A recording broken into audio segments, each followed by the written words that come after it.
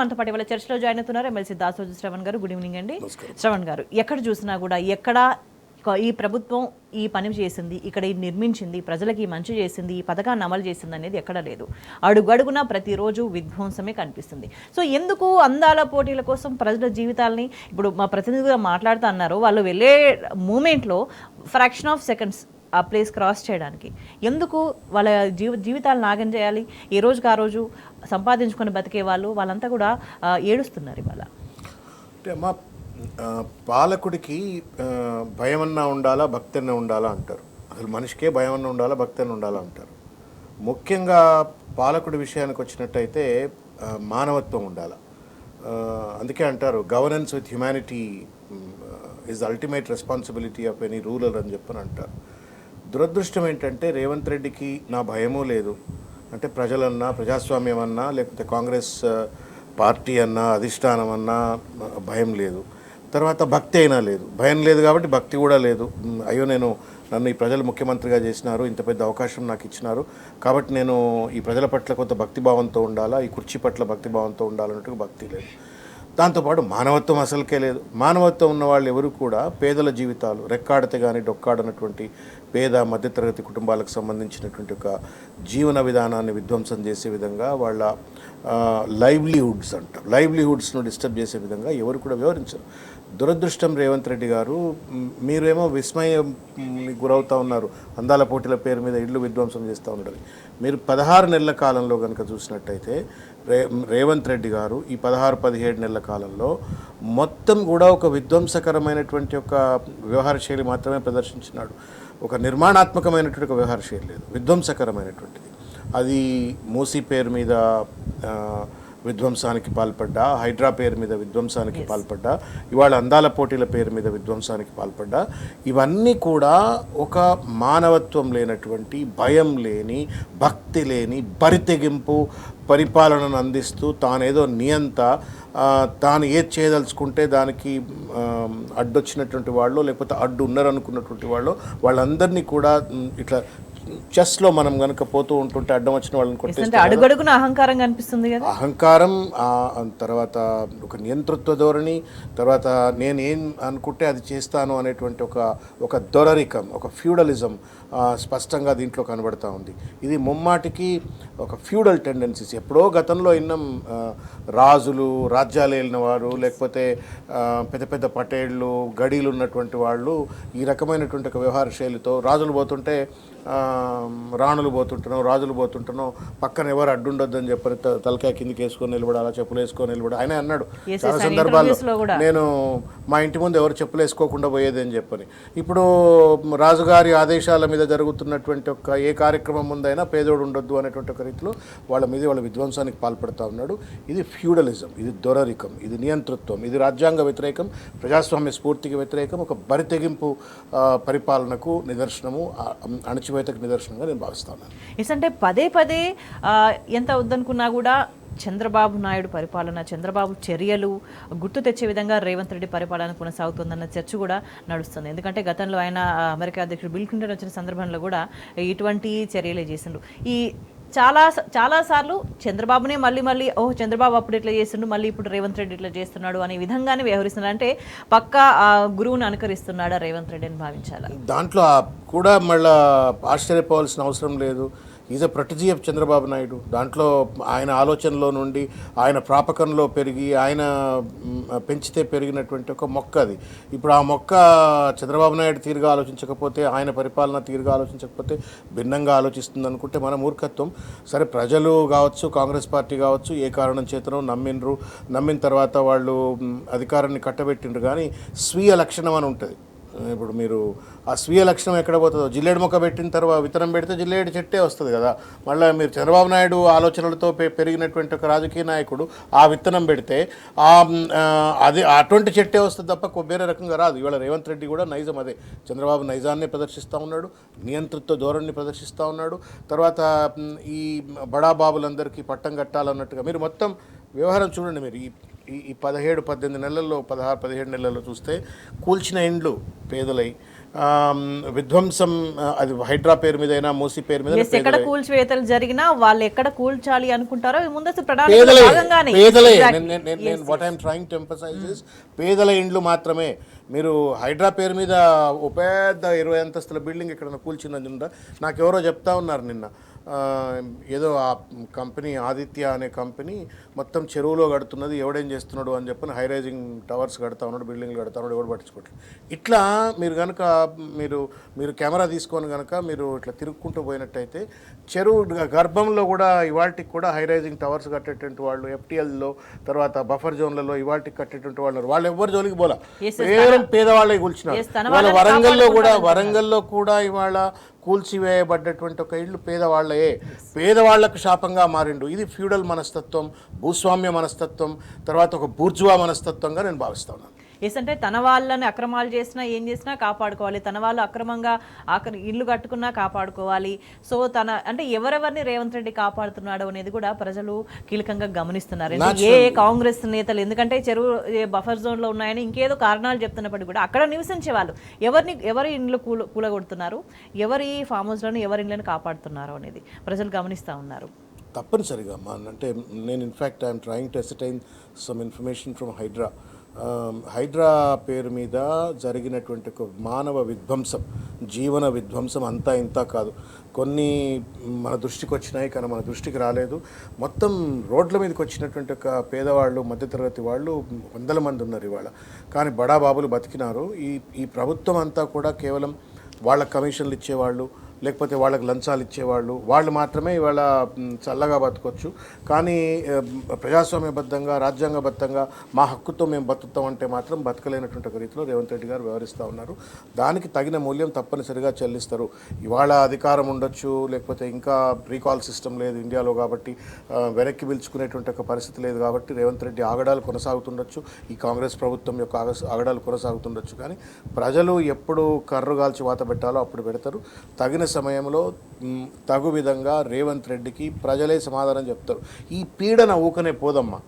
కాకపోతే ఏంటంటే పీడించేటప్పుడు చాలా బలంగా అనిపిస్తాడు, కానీ ప్రజలు కర్రగాల్చి వాత పెట్టేటప్పుడు మాత్రం ఎవరు హరిహర బ్రహ్మాదులు వచ్చినా ఈ రేవంత్ రెడ్డి గారిని కానీ మంత్రివర్గ సభ్యులను కానీ ఎవరు కూడా కాపాడలేరంటే ఒక విషయాన్ని వాళ్ళు గుర్తుపెట్టుకోవాలా.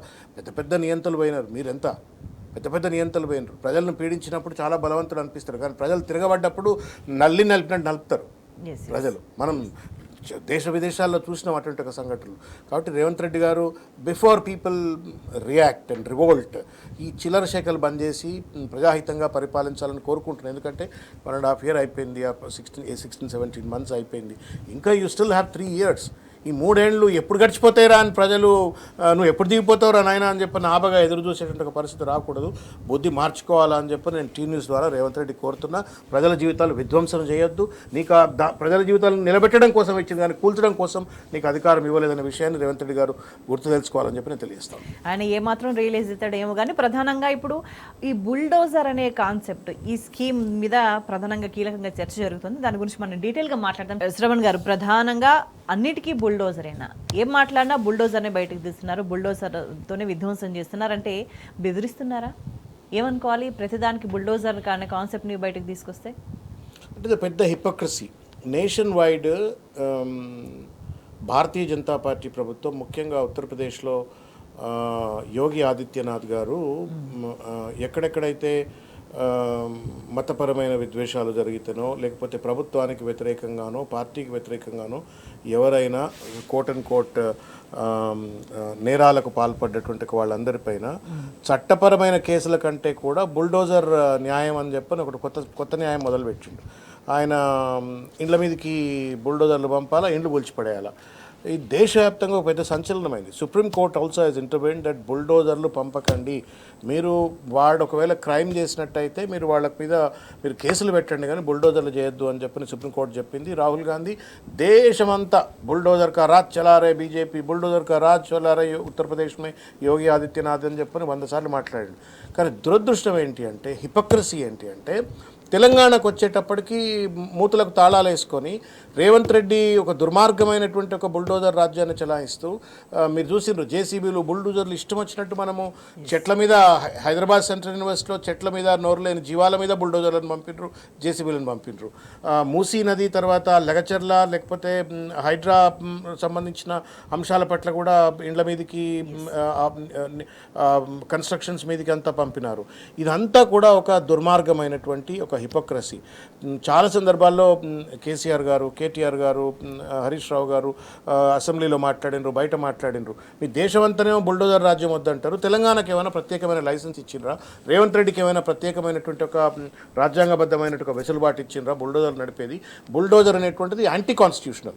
ఈ యాంటీ కాన్స్టిట్యూషనల్ మెజర్ని ఎట్లా అమలు చేస్తారు అని చెప్పని పెద్ద ఎత్తున నిరసన తెలిపినప్పటికీ కూడా ఏమంటారు, తివిరి ఇసుక నుండి తైలంబు తీయవచ్చు, మూర్ఖుడి మనసు రంజింపజేయలేము అన్నట్టుగా ఇవాళ ఒక మూర్ఖత్వంతో ఉత్తరప్రదేశ్లోనేమో బుల్డోజర్ వద్దు, కానీ తెలంగాణలో బుల్డోజర్ ఉండాలని చెప్పని రాహుల్ గాంధీ గారు ఎట్లా టాలరేట్ చేస్తూ ఉన్నారో, కాంగ్రెస్ అధిష్టానం ఎట్లా టాలరేట్ చేస్తూ ఉందో, రేవంత్ రెడ్డి ఏ ముఖం పెట్టుకుని తెలంగాణ సిడబ్ల్యూసీలో ఆయన ఇన్వైటీ, కాంగ్రెస్ వర్కింగ్ కమిటీలో ఇన్వైటీ, తర్వాత ఇక్కడ ఒక ముఖ్యమంత్రి ఇంత పెద్ద కాంగ్రెస్ పార్టీలో హోదాలో ఉంటూ ఒక్కో రాజ్యంలో ఒక్కో తీరుగా అన్నట్టుగా ఒక డబుల్ స్టాండర్డ్స్ తోటి ఇవాళ కాంగ్రెస్ పార్టీ అధిష్టానం వ్యవహరిస్తూ ఉంది. దానికి కొనసాగింపుగా రేవంత్ రెడ్డి ఒక చిల్లర ప్రయత్నం చేస్తూ ప్రజల మీద బుల్డోజర్లు చలాయిస్తూ ఉన్నాడు. ఇది దుర్మార్గం, దాష్టికం, ఇంతకంటే మూర్ఖత్వం ఇంకొకటి లేదు. నువ్వు ఇండ్లు కట్టలేవు. ఇల్లు కట్టాలంటే ఎంత కష్టమో ఒక పేద ఇంటోడికి తెలుస్తుంది. వాడు రక్తాన్ని చెమటగా మార్చి ఒక్కొక్క రూపాయి దాచిపెట్టి అక్కడ అప్పు తెచ్చి ఇక్కడ, అందుకే అంటారు పెళ్లి చేసి చూడు ఇల్లు కట్టి చూడు అని చెప్పని. ఒక పెళ్లి చేయాలన్నా లేకపోతే ఇల్లు కట్టాలన్నా చాలా కష్టం ఉంటుంది ప్రజలకు. అంత కష్టపడి వాళ్ళ రక్తాన్ని చెమటగా మార్చి నానా ఇబ్బందులకు గురై వాళ్ళు ఇండ్లు కట్టుకుంటే ఆ ఇండ్లను విధ్వంసం చేసేటోడు పాలకుడు ఎట్లయితాడు, కంటకుడు అవుతాడు. ప్రజా రంజన పాలన ఎట్లా అవుతుంది, ప్రజా విద్రోహ పాలన అవుతా ఉంది. అందుకే కేటీఆర్ గారు కూడా అన్నారు, ఇది ఒక విధ్వంసకరమైన ఒక పాలన కొనసాగిస్తూ ఉన్నాడు, విధ్వంసం తప్ప అభివృద్ధి లేదు అని చెప్పినట్టు ఒక పరిస్థితి. ఇది రాక్షసత్వం అని చెప్పి నేను భావిస్తా ఉన్నాను. అంటే ఒక సారూప్యత కనిపిస్తుంది రేవంత్ రెడ్డి అడాప్ట్ చేసుకున్న విధానాలని గమనించినట్లయితే 1 by 1. అంటే ఒకవైపు చంద్రబాబు నాయుడికి ఏం కావాలి, తెలంగాణ రాకూడదు, తెలంగాణ రావడం ఇష్టం లేదు, ఇప్పటికీ కూడా తెలంగాణ మీద విషం కక్కడం, వనరులని దోపిడీ చేయడం ఇదంతా జరుగుతుంది. ఒకవైపు చంద్రబాబు నాయుడు విధానాలని ఆయన అడాప్ట్ చేసుకుని ఉన్నాడు, మరొక వైపు చూస్తే తెలంగాణకు అన్యాయంగా వ్యవహరిస్తున్న బీజేపీ విధానాలను కూడా ఆయన పర్ఫెక్ట్గా అడాప్ట్ చేసుకున్నాడు. అంటే తెలంగాణని విధ్వంసం చేసేవి ఏవైనా సరే రేవంత్ రెడ్డికి మొత్తం ఆయన చుట్టూ ఇదే సిస్టమ్ ఉంది అని భావించాల్సిన అవసరం కనిపిస్తుందా? ఆయన కాన్సెప్టే మరి తెలంగాణని నాశనం చేయడమా? ముఖ్యమంత్రిగా ఉన్నాడు కానీ ఆయన మనసులో ఏముందని అనుకోవాలి? ఇప్పుడు ఇది కోతికి కొబ్బరి చిప్ప దొరికినట్టుగా పిచ్చాడు చేతిలో రాయి లెక్క ఇవాళ అధికారాన్ని హస్తగతం చేసుకున్నాడు. అడ్డమైనటువంటి దారిలో, దొడ్డి దారిలో ఇవాళ అధికారాన్ని హస్తగతం చేసుకున్నాడు. అది పిసిసి అధ్యక్ష పదవైనా సరే, తెలంగాణ రాష్ట్ర ముఖ్యమంత్రి పదవైనా ఒక దొడ్డి దారిలో తెచ్చుకున్న తర్వాత ఇవాళ పూర్తిగా కూడా కేసీఆర్ గారి పట్ల వ్యతిరేకత, తర్వాత కేసీఆర్ గారి కుటుంబ సభ్యుల పట్ల వ్యతిరేకత, జై తెలంగాణ అన్నవాళ్ల పట్ల వ్యతిరేకత, తెలంగాణ అంటే మొత్తం తెలంగాణ సబ్బండ వర్గాలు, ఈ వర్గాల ప్రజల పట్ల కూడా ఒక వ్యతిరేకత అనేటువంటిది స్పష్టంగా కనబడుతూ ఉన్నది. నేను అందుకే అన్నాను, పాలకుడికి భయం, భక్తి, బాధ్యత, మానవత్వం ఇవన్నీ ఉండాలా. ఇవి రేవంత్ రెడ్డిలో లేవు. అందుకే ఎవడన్నా మీరు చెప్పండి అమ్మా, అంటే మనం టాపిక్లో డిస్కస్ చేస్తున్నాం కాబట్టి, దేశమంతా ఒక మార్నింగ్ అంటే ఒక యుద్ధం జరుగుతుంటే ఒక పీడన, మన ఇంట్లో వాళ్ళే రోడ్ల మీద గొడవ పడుతుంటే మనం ఎంత బాధపడుతుంటాం. అట్లా దేశంలో ఉన్న 140 కోట్ల మంది ప్రజలకు సంబంధించిన ఒక అంశం పట్ల, 2 రాజ్యాల మధ్యలో, 2 దేశాల పట్ల మధ్య యుద్ధం జరుగుతుంటే మన సైనికులు, మన తెలుగు సైనికులు కూడా ఉన్నారు, మన తెలంగాణ సైనికులు కూడా తుపాకులు బట్టి, మిసైళ్లు బట్టి బార్డర్లో కొట్లాడుతున్నారు. ఇక్కడ రేవంత్ రెడ్డి నేను ఆడపిల్లల అందాలు చూస్తా అని చెప్పని అందాల పోటీ నిర్వహిస్తున్నాడు. అంటే నేను అందుకే అన్న, భయం, భక్తి, బాధ్యత, మానవత్వం, సోయి ఇవన్నీ ఉండాలి. ఇవి లేవు కాబట్టే అదేదో మంచి వచ్చాడో అదృష్టమా దురదృష్టమా అవుట్ ఆఫ్ కాంటెక్స్లో ట్రంప్ దాన్ని డిక్లేర్ చేసిండు కాబట్టి ఈయన దుర్మార్గంగా బుల్డోజ్ చేసి అందాల పోటీలు పెట్టినప్పటికీ కూడా అది క్యాన్సిల్ అయింది కాబట్టి ఇది లెజిటమసీ వచ్చేసింది. లేకపోయింటే ఒక పక్కన సైనికులేమో అక్కడ బుల్లెట్లను ఫేస్ చేస్తూ ప్రాణం కోల్పోయినా పర్వాలేదని చెప్పని వాళ్ళు కవాతులు చేస్తుంటారు. రేవంత్ రెడ్డి ఏమో అందాల పరేడ్లు చేయిస్తుంటాడు ఇక్కడ, వాటిని చూసుకుంటూ వీళ్ళు కూర్చొని ఉంటారు. You can understand whether that man has any sensitivity. ఏ మాత్రమైనా సున్నితత్వం ఉన్నా బాధ్యత ఉన్నా పాలకుడు అనేటువంటి వాడు ఎవడు కూడా ఇటువంటి ఒక చిల్లర పని చేయడు. నా రాజ్యం నా దేశం మీద దండయాత్ర జరుగుతుంది, నా సైనికులు అక్కడ చావు బతుకుల మధ్య కొట్లాడుతూ ఉన్నారు, నా తెలంగాణ సైనికులు కూడా ఉన్నారు అక్కడ, నా తెలుగు సైనికులు కూడా ఉన్నారు. అప్పటికే మురళీ నాయక్ అని చెప్పని ఒక సైనికుడు చనిపోతాడు. రేవంత్ రెడ్డి గారు మాత్రం బిజీ రివ్యూయింగ్ బ్యూటీ కంటెస్ట్. అంటే నేను ఇక మీరు ఏం పదంలో తిట్టాలో మీరు చెప్పండి. ఇక అంటే ఒకవైపు ఇంత సీరియస్ ఇష్యూస్, మరోవైపు ఆయన ముఖ్యమంత్రిగా ఉన్న రాష్ట్రానికి సంబంధించి కూడా రైతులు వడ్ల కుప్పల మీదనే వాళ్ళు ప్రాణాలు కోల్పోతున్న పరిస్థితి కనిపిస్తుంది. దేనికి సంబంధించి సమస్యల మీద రివ్యూ చేయడానికి ఆయనకు తీరిక ఉండదు. సో ఆయన కాన్సన్ట్రేషన్ ఎక్కడ ఉందనేది ప్రజలు చాలా క్లియర్గా అర్థం చేసుకుంటున్నారు. అండ్ అల్టిమేట్గా చూసుకుంటే కాంగ్రెస్ పార్టీ ఒక సిస్టమాటిక్గా తెలంగాణకు ద్రోహం చేస్తూ వెళ్తుంది. దానికి సంబంధించి మనం వివరంగా మాట్లాడదాం. శ్రవణ్ గారు, ఒకవైపు ఎన్నికల ముందు ఏ స్థాయిలో రాహుల్ గాంధీ కానీ నాయకులు మిగతా నాయకులంతా వచ్చి పెద్ద స్థాయిలో ఉండి మా మాట మీద మీరు ఓట్లు వేయండి అని చెప్పి ఓట్లు అడిగినరు, తర్వాత కనీసం పత్తా లేకుండా పోయిన పరిస్థితి. ఇంత విధ్వంసం జరుగుతుంటే కూడా కనీసం అంటే ఇంటెన్షనల్ ఇగ్నోరెన్స్గానే భావించాల్సిన అవసరం కనిపిస్తుంది రాహుల్ గాంధీ వ్యవహార శైలిని బట్టి చూస్తుంటే. మొన్నటి వరకు కూడా రాహుల్ గాంధీ తెలియదు, అధిష్టానానికి తెలియదనో చూస్తే చర్యలు తీసుకుంటారు, వాళ్ళ దృష్టికి వస్తానని ఉంది. కానీ తెలంగాణ పట్ల కాంగ్రెస్ పార్టీ పూర్తి స్థాయిలో ద్రోహం చేస్తుంది తెలంగాణ ప్రజలకని భావించాల్సిన అవసరం కనిపిస్తుంది అన్ని అంశాలు పరిగణలోకి తీసుకుంటే. ముమ్మాటికి ఇది విధ్వంసం విద్రోహం రెండు కూడా. ఒక పక్కన ప్రజల జీవితాలను విధ్వంసం చేయటము, తర్వాత మరో పక్కన ప్రజలకు పూర్తి స్థాయిలో విద్రోహం చేసినట్టుగానే భావించాలి. This is the manifesto. ఇంత పెద్ద మేనిఫెస్టో మీరు ఇచ్చినారు, 420 వాగ్దానాలు, అనేక గ్యారంటీలు. ఈ గ్యారంటీలు రేవంత్ రెడ్డి లాంచ్ చేస్తే నేను I would have not really bothered, but this was launched by none other than Rahul Gandhi, Mallikarjun Kharge, Sonia Gandhi, మన పక్క రాష్ట్ర ముఖ్యమంత్రి సిద్దిరామయ్య, ఇటువంటి పెద్ద పెద్ద వాళ్ళంతా వచ్చి లాంచ్ చేసినటువంటి ఒక గ్యారంటీలు మేనిఫెస్టోలు ప్రజలను నమ్మించి వాళ్ళను మభ్యపెట్టి ఓట్లు దండుకున్న తర్వాత ఇవాళ వాటిని అమలు చేయకపోగా మీరు ప్రజల జీవితాలను ఛిద్రం చేసేటువంటి విధ్వంసం చేసేటువంటి ఒక హక్కు మీకు ఎవరిచ్చినారు? ఏ ధైర్యంతో చేస్తూ ఉన్నారు మీరు? అంటే కేవలం రీకాల్ సిస్టమ్ లేదనా, లేకపోతే ప్రజలు మాకేం చేస్తారు 5 ఏళ్ల వరకు మేము అధికారంలో ఉంటామా అని చెప్పని. ఆయన ఎవరో నాకు తీన్మార్ మల్లన్న ఎవరో అన్నట్టున్నారు, రేవంత్ రెడ్డి చివరి ముఖ్యమంత్రి కాంగ్రెస్ పార్టీకి అని చెప్పని అన్నట్టుగా రేవంత్ రెడ్డి కూడా అట్లే అనుకుంటున్నట్టు. నాతో పాటు కాంగ్రెస్ భూస్థాపితం అయిపోతుంది, నేనే చివరి ముఖ్యమంత్రిగా ఉంటా, నా తర్వాత ఎవడు మళ్ళీ కాంగ్రెస్ పార్టీకి వెళ్ళి ముఖ్యమంత్రి కావద్దు అనుకుంటున్నాడో ఏమో తెలియదు. మొత్తానికి మాత్రం పార్టీ విధ్వంసం తనకు తానే దొంగకుంటా ఉంది. ఒకటి, రేవంత్ రెడ్డి అయితే కోట్లు సంపాదిస్తూ ఉన్నాడు, 1000 కోట్లు సంపాదిస్తూ ఉన్నాడు. ఆర్ఆర్ ట్యాక్స్ పేరు మీద తరాలు తినడానికి అవసరమయ్యేటువంటి ఒక డబ్బంతా సంపాదించుకుంటున్నాడు. ఆయన సేఫ్గా గేమ్ ఆడుతున్నాడు. పార్టీ విధ్వంసం అవుతూ ఉంది, తర్వాత ప్రజల విధ్వంసానికి గురవుతూ ఉన్నారు. వెరసి మొత్తం తెలంగాణ విద్రోహానికి గురవుతూ ఉంది. ఇది అత్యంత దుర్మార్గమైనటువంటిది. దీనికి నాకు ఇప్పటికి కూడా అర్థం కావట్లేదు, వై రాహుల్ గాంధీ సైలెంట్. ఏ కారణం చేత రాహుల్ గాంధీ గారు ఇప్పటికి కూడా చర్యలు చేపడతలేడు? ఒక పక్కన ఇష్టం వచ్చినట్టు అవినీతికి పాల్పడుతున్నారనే విషయం తెలుసు. మరో పక్కన సుప్రీంకోర్టులో ఇప్పటి వరకు ఈ మధ్య కాలంలో మీరు just if you take the tenure from December 2023 till date, దేశంలో ఏ ముఖ్యమంత్రిని కూడా అన్నిసార్లు మొట్టకాయలు వేసినటువంటి ఒక దాఖలాలు సుప్రీంకోర్టు లేదు. నేను హైకోర్టుల విషయం పక్కన పెట్టి నేను సుప్రీంకోర్టు చెప్తా ఉన్నా, సుప్రీంకోర్టులో ఇన్నిసార్లు మొట్టకాయలు. ఆఖరికి నువ్వు నోరిప్పితే బాగుండదు, నువ్వు ఇష్టం వచ్చినట్టు మాట్లాడుతూ ఉన్నావు, కోర్టులను కూడా నువ్వు బటగాల్చి మీదేస్తున్నావు అని చెప్పేదాకా ఇష్టం వచ్చినట్టు మాట్లాడటము, చెట్లను నరకటము, ఇండ్లను కూల్చివేయటము, పేదవాళ్ల పట్ల తూలనాభావంతో వ్యవహరించటము, ఇదంతా కూడా ఒక భూస్వామ్య మనస్తత్వము, ఒక ఫ్యూడల్ మనస్తత్వము, ఒక ఐ డోంట్ కేర్, నేనేం ఎవరేమన్నా పట్టించుకోను అనేటువంటి ఒక దుర్మార్గమైన వైఖరి కనబడతా ఉంది. దీనికి తప్పనిసరిగా ప్రజలు తిరగబడతారు. ఇవాళ నిశ్శబ్దంగా ఉన్నట్టుగా కనబడవచ్చు, వాళ్ళు కూడా షాక్లో ఉన్నారు. ఇవాళ మేమేదో నమ్మి ఓటేసినాం, ప్రజాపాలన అంటే మార్పు కావాలా, తెలంగాణ రావాలా, కాంగ్రెస్ రావాలా అని చెప్పనంటే నమ్మి ఓట్లేసిరి, గ్యారంటీలను చూసి ఓట్లేసిరి, వాళ్ళు షాక్లే ఉన్నారు. ఇవాళ what is this happen to us? నేను ఏదో అంటే నేను నమ్మితిని ఓటేస్తుని నమ్మినటువంటి నన్ను నట్టేట్లు ఎట్లా ముంచుతున్నాడు అని చెప్పని ప్రజలు షాక్లో ఉన్నారు. ఈ షాక్ నుండి ఒక్కసారి ప్రజలు బయటకు వస్తే, కర్రు గాల్చి వాత పెడితే రేవంత్ రెడ్డి గారిని నలిపినట్టు ప్రజలు నలిపేస్తారు. పెద్ద పెద్ద నియంతలే భ్రష్టు పట్టిపోయినరు. నువ్వు అందాల పోటీల పేరు మీద సైనికులు చనిపోతే అందాల పోటీలు నిర్వహిస్తావు, ఇవాళ అందాల పోటీల పేరు మీద పేదోళ్ళ ఇండ్లు కూలుస్తున్నావు. ఇంతకంటే క్రూరత్వం, రాక్షసత్వం ఇంకోటి లేదు. నేను ఒక డెమోక్రాట్గా కావచ్చు, ఒక తెలంగాణ ఉద్యమకారుడిగా తీవ్రంగా ఖండిస్తూ ఉన్నాము. పార్టీ పక్షాన, బీఆర్ఎస్ పార్టీ పక్షాన ఈ వైఖరి కాంగ్రెస్ పార్టీ మార్చుకోవాలా, కాంగ్రెస్ అధిష్టానం మార్చుకోవాలా. రేవంత్ రెడ్డినన్నా మార్చండి, ఆయన బుద్ధి అన్నా మార్చండి, లేకపోతే పదవుల నుంచి అన్నా తప్పియండి. బట్ యూ కాంట్ పీనలైజ్ అస్. మేము నమ్మి నీకు ఓట్లేసినాం, నమ్మి ఓట్లేస్తే మమ్మల్ని మీరు ఇలా శాపంగా మారుతావా?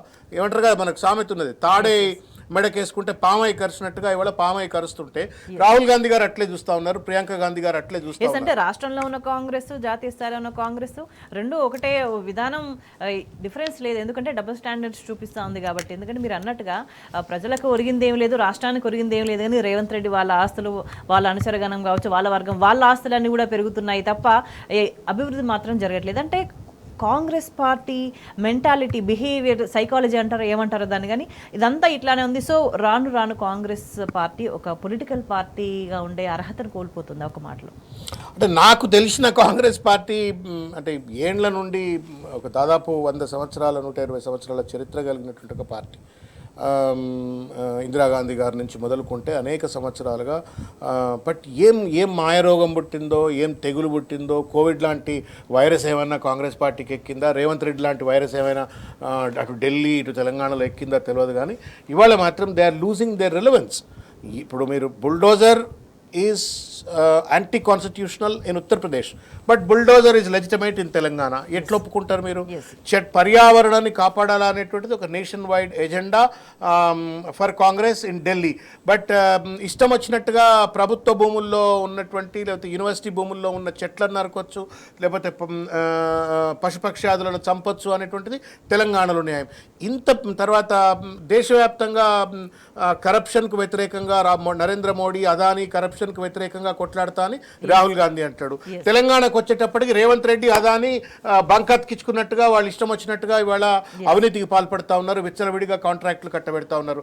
ఇంత పెద్ద ఎత్తున గ్లేరింగ్గా కాంట్రడిక్షన్స్ కనబడుతుంటే రాహుల్ గాంధీ గారు కానీ కాంగ్రెస్ అధిష్టానం కానీ మాట్లాడకపోవటం వల్ల తప్పనిసరిగా వాళ్ళ రిలవెన్స్ను వాళ్లే కోల్పోతా ఉన్నారు. నేను ఒక ప్రజాస్వామ్యవాదిగా నేనేం అనుకుంటాను, more the political parties, more strong political parties, more people's participation, more democracy, strengthen ఒక బలమైన డెమోక్రసీ ఉంటుందని అనుకుంటాం. కానీ ఇంత పెద్ద పార్టీ, ఇన్ని సంవత్సరాల చరిత్ర కలిగిన పార్టీ భ్రష్టు పట్టిపోతూ తెగులు పట్టినట్టుగా, ఒక వైరస్ వచ్చినట్టుగా, రేవంత్ వైరస్ సోకిందా ఏం సోకిందా తెలియదు, మొత్తానికి మాత్రం ఈ పెద్ద ఎత్తున కాంట్రడిక్షన్స్ కనబడతా ఉన్నాయి. వాళ్ళ రిలవెన్స్ను వాళ్లే కోల్పోయినారు. ఇవాళ ఎన్నికలు పెడితే, నేను మొన్న ఒక 4-5 రోజుల కింద ఒక దావత్కు పోయినమ్మా, ఒక ముస్లిం సోదరుడి దావత్కు పోయినా, అందరం రౌండ్ టేబుల్ మీద కూర్చున్నాం. వాళ్ళు ఎవరో నాకు తెలియదు, కానీ 4-5 పక్కన కూర్చున్నారు, అందరం కూర్చొని తింటున్నాం, ఫ్రెండ్స్తో తింటున్నాం. వాళ్ళు ఎదురుగా సాబ్ వాళ్ళంతా వాళ్ళే కలుపుకున్నారు, సాబ్ आप घर में बैठे रहो, केसीआर साहब तीसरी बार मुख्यमंत्री बन जाते हैं अंటారు. ऐसे कैसे बन जाता भाई, क्या हो गया, आप लोग आए रेवंत रेड्डी को वोट डाल दिया ना అంటే, साहब गलती हो गया हमारा, माफ़ करना, आप लोग गुनाह हो गया हमारे से, माफ़ हो गया. ఇవాళ మూడోసారి మళ్ళీ కేసీఆర్ గారు ఇంట్లో కూర్చుంటే ముఖ్యమంత్రి అవుతారు. ఎక్కడ దరిద్రుడు వచ్చిండు మా పాలన, వచ్చి హైడ్రా అంటున్నాడు, ఇండ్లు కూలుస్తున్నాడు, రియల్ ఎస్టేట్ దందా నడుస్తలేదు, పైసా పుడతలేదు, మొత్తం ఆగమైపోయినాం, మా పెళ్ళం పిల్లల పుస్తకాలు అమ్ముకుంటే తప్ప మేము తినడానికి తిండి లేని పరిస్థితి తీసుకొచ్చిండు అని చెప్పారు. అంటే ఒక పక్కన ఇండ్లు కూలగొడతావు, వాళ్ళ ఆర్థిక మూలాలు దెబ్బతీసే విధంగా అడ్డమైన పాలసీలు పట్టుకొస్తావు, ప్రభుత్వాన్ని సంపద సృష్టించే తెలివి లేదు, సంపద పంచే మానవత్వం లేదు. ఈ రెండు లేకపోవడంతో మీరు అన్నట్టుగా కాంగ్రెస్ పార్టీ భ్రష్టు పట్టిపోతూ ఉంది. రేవంత్ ప్రభుత్వం పట్ల ప్రజలకు ఒక రకమైన ఒక పూర్తి స్థాయి ఏహ్యభావం కలుగుతూ ఉంది.